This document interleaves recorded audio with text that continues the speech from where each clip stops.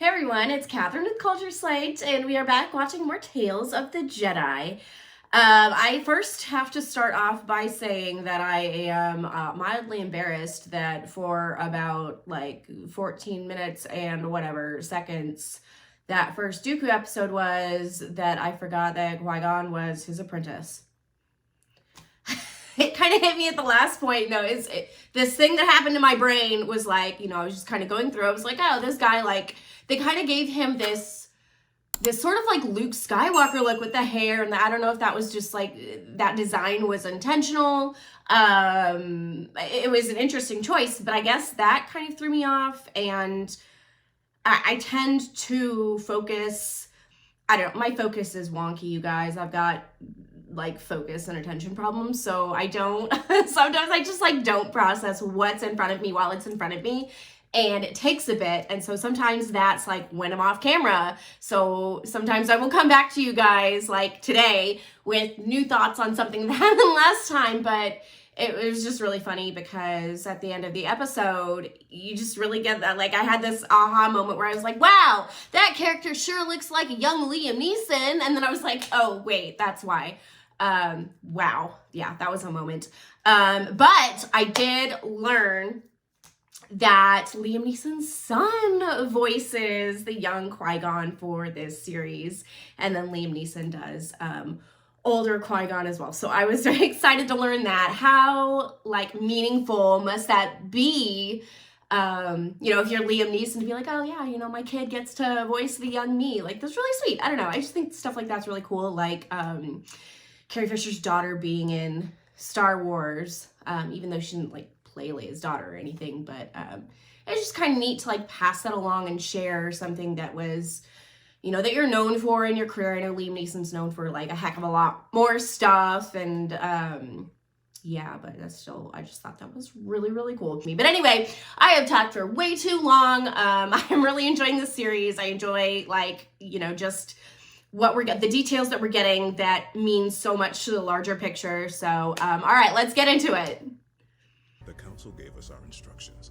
To return Master Catrice's body to the Jedi Temple, so she can have a proper burial.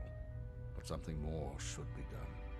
Since we are not members of the council, we cannot involve ourselves in local police. Oh, it's before Mace Windu was on the council. Okay. Get a better sense of where we are in time. Your devotion to rules is sometimes inspiring and sometimes maddening. I like that they threw that in there because there are a few people, I think, in the order and specifically on the council that their devotion to rules and just all of that really just kept them from seeing what was really going on with the politics and with Palpatine and all of that. Welcome to Raxus Secundus. I am Jedi. I really enjoy the animation in this. It seems different from Senator Larrick. We are saddened by Clone Wars. Why does he look like he is dressed as the Beast in Formula from Beauty and the Beast? Just saying. You can show us where Master Catrice's body is. Before we do that, Why do I feel like this is a trap? see where you It's not a trap. went to meet this informer.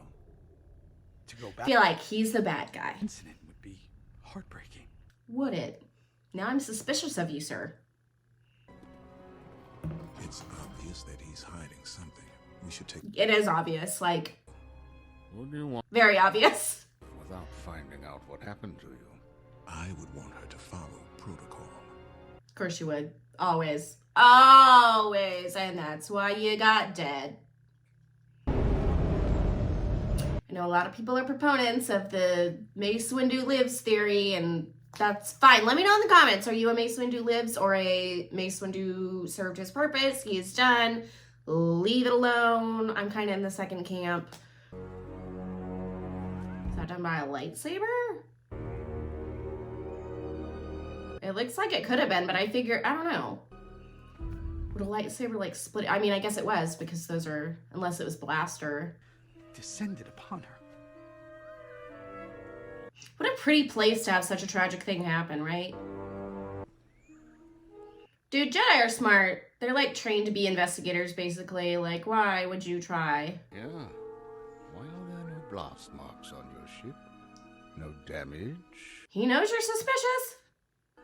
Unless that attack is from someone one would trust. Like you. I was about to say, he's gonna go for the lightsaber. The truth. The guards killed her! Oh, I did not expect that. I thought he was like the person who did it. And then now we realize that he was not. Well, okay then. I really like how they have worked his, like the Makashi is a very style based on dueling. He's seeing that there's like so much more to this system that he once probably really believed in. I mean, that's what, I mean, the same thing happened to Anakin, you know, and these systems that people believed in aren't what they thought they were and makes them angry. I'm surprised to hear that from a Jedi. Are you? Dooku. It's Dooku, though. Make sure your people don't lose heart and evolve, Samaj. It is the only way you will truly have victory. I say that for all of us. Why is he a chimera? But will they be happy? I like this explanation. This has Hang myself. further reaching implications, I think, for Windu and how he felt about Anakin since he sees all of this happening to Dooku.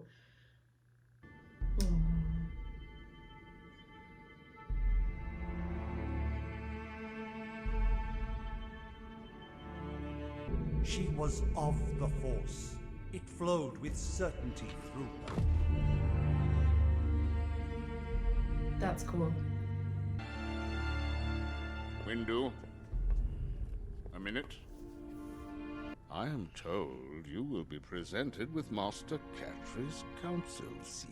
Oh. Is this something you knew was happening before we left for Raxos? I was as surprised as you are now. I stuck to the mission. Sus. You decided to interfere in a way that led to a senator's death.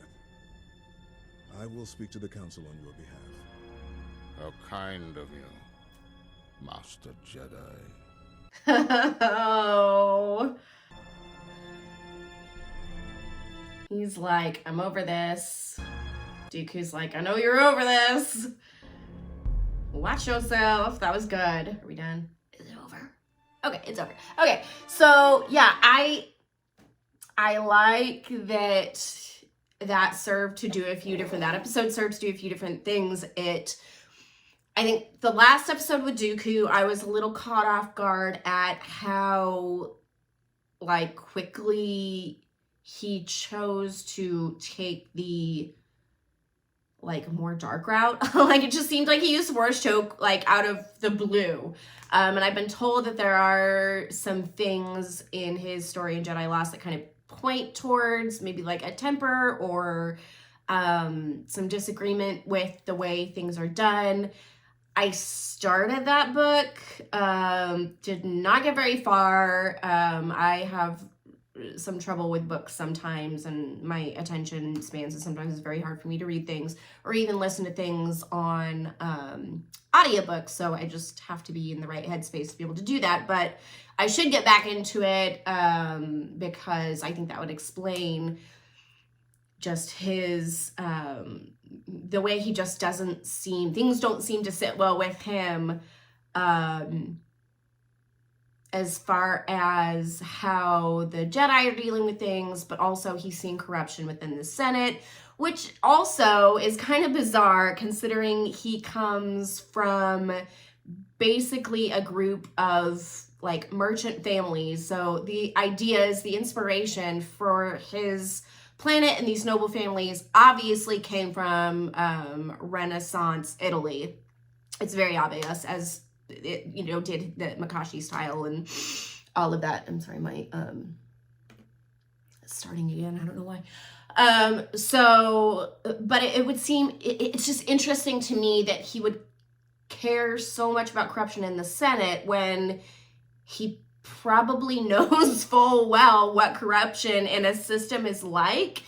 And that's probably like a big part of like that noble culture, that I'm gonna assume that even though he was a Jedi, he was still like fairly exposed to. That's another thing that kind of confuses me just about his character in general. It seems that Jedi are normally just so sheltered from, you know, where they came from, who their parents were, their cultures, things like that. And so it just seems, I don't know, odd to me that he would seemingly still be so influenced by it. But I don't know. It makes her a really cool character. Like, yes, I have, like, I don't mind how that whole thing looks on him. I think it's really interesting, and it makes for some interesting conflict within a story.